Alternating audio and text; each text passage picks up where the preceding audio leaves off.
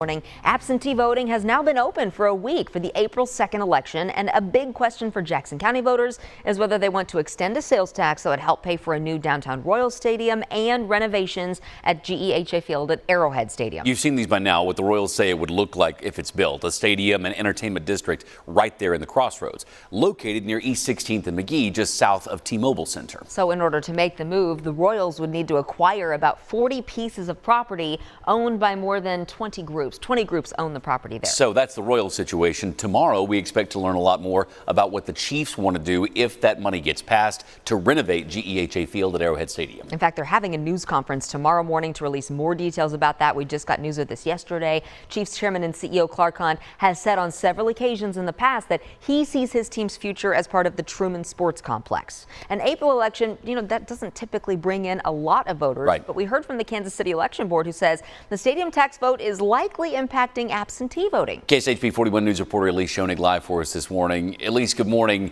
We have talked about for a long time, actually, and it's not just Kansas City, that voting turnout period, November elections, April elections, are not what any election official wants to see as far as the number of people coming out and voting. There are never huge numbers, but they are noticing some trends this time around.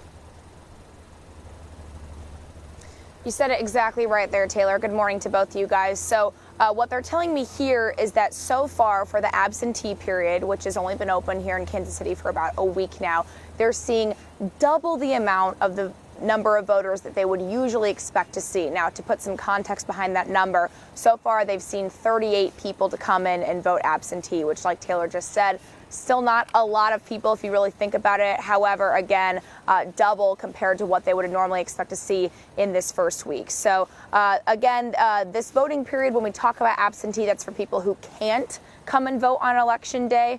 The director of elections, Sean Kiefer, did tell me that the news surrounding the Royals Stadium sales tax is what he thinks is bringing more people to the polls. On day one, we had 17 people come into the election board and vote. Generally, for an April election, we might have a handful, but I think the news media had covered the Royal Stadium issue so much that people were excited. They wanted to come in, make sure the vote got counted.